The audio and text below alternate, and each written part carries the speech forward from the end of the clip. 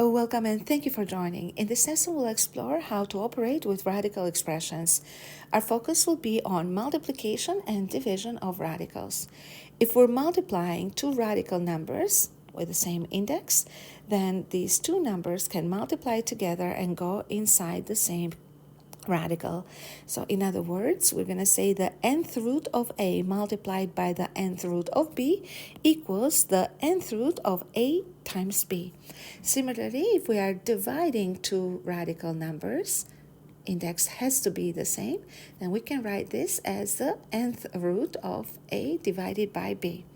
So in the first example, we're asked to multiply these two radical numbers and express as a single radical. So we have multiplication. The index is the same. We don't see it, but it means that that's 2, which means that we can write this as the square root of 5 times 7. And more simplified, square root of 35. In the next example, example B, we have the square root of 3x to the 4 times the square root of 5x to the power of 2. So since the indices are the same, so second root, then we'll write this as the square root of 3x to the power 4 times 5x to the power of 2. Simplify, numbers will go with numbers. 3 times 5, 15. X to the power of 4 times x to the power 2 is x to the power of 6. And this would be the answer. So next, we'll try the square root of 2a3b times the square root of 7a4b6. You can try this on your own, obviously, and then follow with the solution. So I will continue explaining it. So we have the product, we have the same index, which means that these two radicands can come inside the same radical sign. So we'll have the square root of the product of the two radicands. So now we have to simplify. So 2 and 7 will multiply together to give 14. A3 and A4 will multiply to give a to the 7th.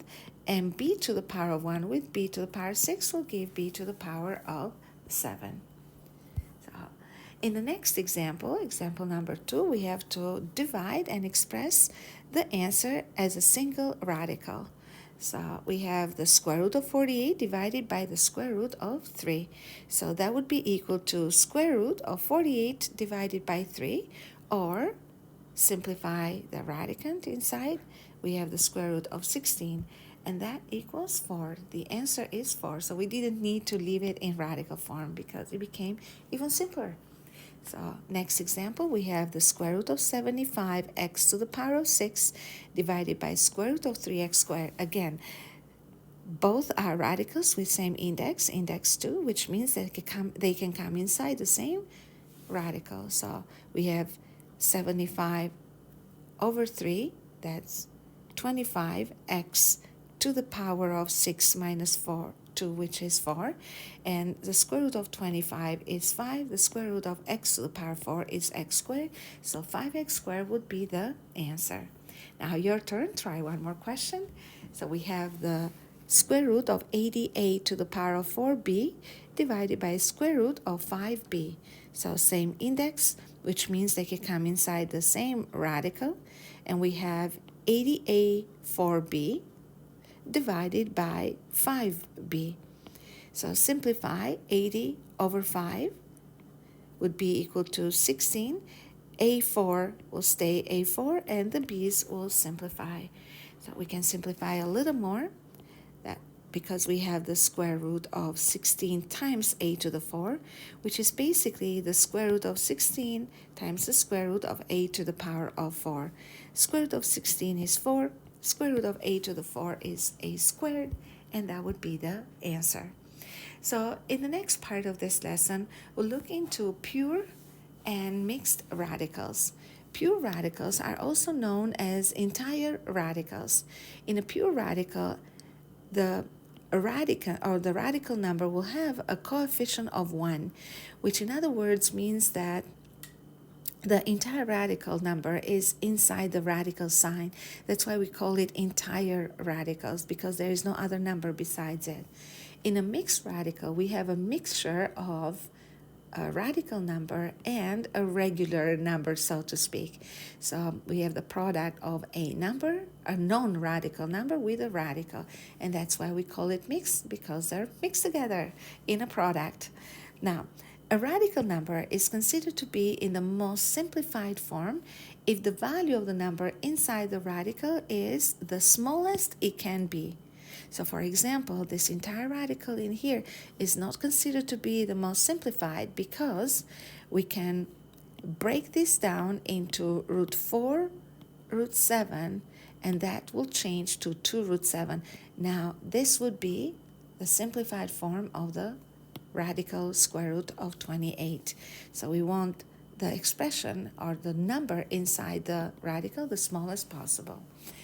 A radical expression, on the other hand, is in the most simplified form if the expression inside the radical is in the most simplified form it can be, and there are no more factors that can be taken outside the radical. So let's take a look at some examples to see what that means. So we have to express the given numbers in here. As you can see, they're all entire or pure radicals in the most simplified form, which means that all the numbers inside the radical or the radicands must be converted to the smallest possible or reduced to the smallest possible. That would be the correct word. So how do we approach this? Step number 1, we have to identify the index. That's very important. So in the first example, as you can see, we have the square root. That means the index is 2. So because the index is 2, and we know that the square root of perfect powers of 2 would be equal to that base in here, right? Then we will have to search for perfect powers that are factors of 18. And the way that I like to look for the perfect powers is by just making a small list of them. Now, the bigger this number, the bigger the list of perfect powers that you will need is. But in this case, we have a small number, so we have the perfect powers. We don't count number 1 squared as a perfect power because it doesn't change the value of the number, the multiplication by 1, we mean. So I would look for power of 2, perfect power of 2 is 4. 18 is not divisible by 4, so we cannot break this down into 4 and something else. Then the perfect power of base 3, 3 squared is 9. So 9 is a perfect number. Is it a factor of 18? Oh, yes, it is. So therefore, we're going to write number 18. And that's what we explained here in the next step. So we have to identify the index and then divide the radicand by the perfect powers of the index, which means that we're searching for the factor. So 18 divided by the perfect power of the index is 9. So the two factors will be 9 and 2. Now, based on how we multiply two radical numbers, so the square root of 9 times 2 would be square root of 9 times square root of 2.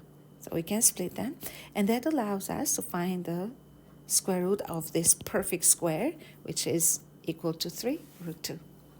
So next, we'll continue with the square root of 363.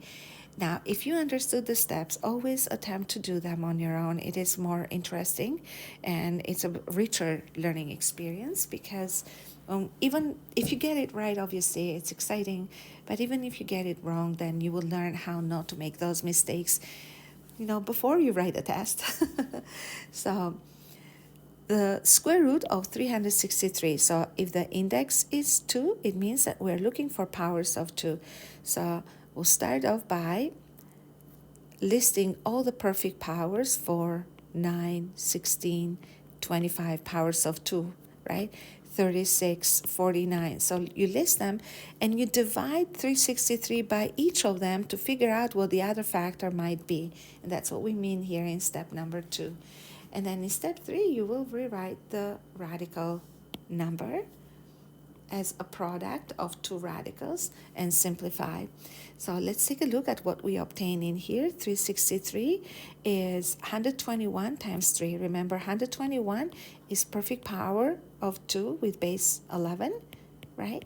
So now we can split it into root 121, root 3, 11 root 3. This is as small as it can be, and that's the most simplified form.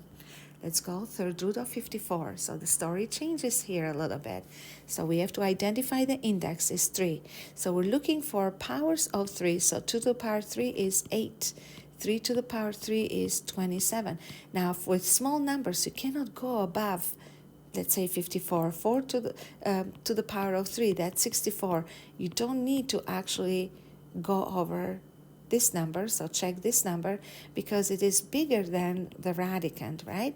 And we're looking for a factor of the radicand, so which means a smaller number than what the radicand is. So we'll rewrite this as the third root of 27 times 2. Remember, 27 times 2 is 54. And then we'll split it based on the product formula as third root 27, third root 2. And that would be 3.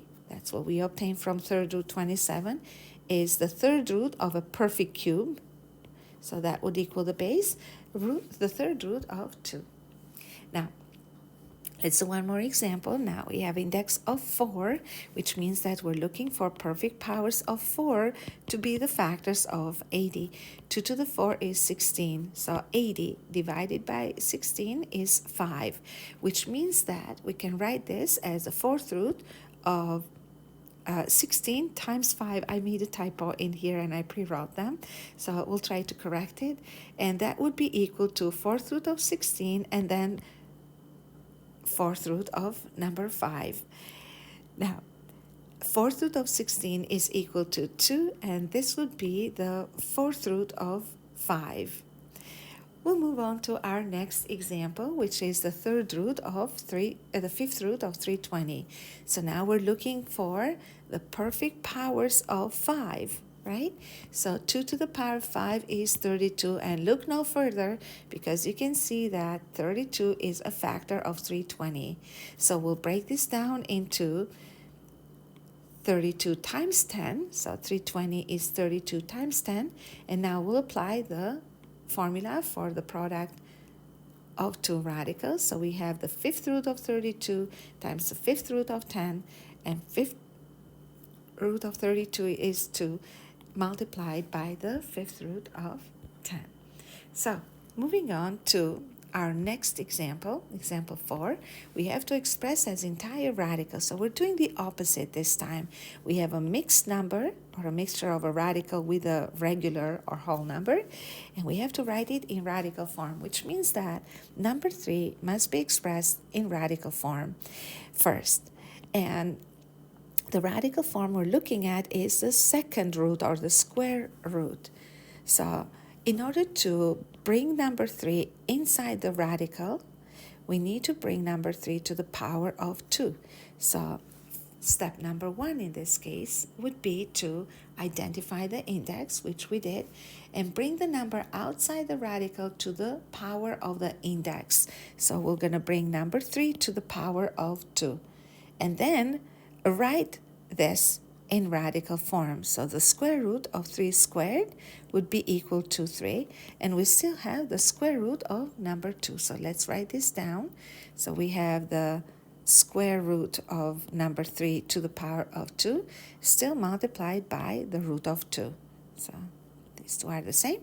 And now we can simplify a little more. So that's the square root of 9 times square root of 2, and now we can bring them inside the same radical because they do have the same index as the square root of 9 times 2, and that equals the square root of 18. This can be can be done a lot faster, but I'm just trying to show the steps.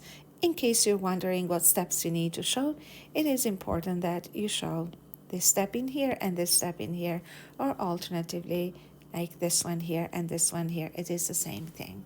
It's a 2-mark question. So in the next example, we have the a square root of b. So index is 2. Therefore, we're going to need to write a inside a square root. That means we have to give it a power of 2. So there we go. We have a written as the square root of a squared, and then multiplied by the square root of b still. So bring them inside the radical, the same radical, a squared b, and voila, this is the answer. Now, in the next example, we have 2y squared, the third root of 3y. So if it helps, keep these terms in brackets, okay? And what we'll do is we'll identify the index first. The index is 3, which means that we need to rewrite 2y squared with index 3. And if we want to keep the same value of it, 2y squared must be brought to the power of 3. So let's do this. So we'll rewrite it as the third root of 2y squared to the power of 3, and then multiply it by the third root of 3y still. Now, we'll simplify this a little bit, if possible, and remember that power of 3 will apply to number 2, which is a coefficient, and y squared, to give 8y to the power of 6, and then times the third root of 3y. So now it's time to multiply the two radical terms and bring them inside the same radical. So we have the third root of 8y, 6 times 3y. Now combine these together, and numbers will go with numbers. 8 times 3, 24. y6 times y to the power 1 is y7. So the third root of 24y to the power of 7 is the answer. I hope this made sense and you found it interesting. Practice some questions from the suggested practice homework questions and see how you do. Bye for now. Thank you for learning with me.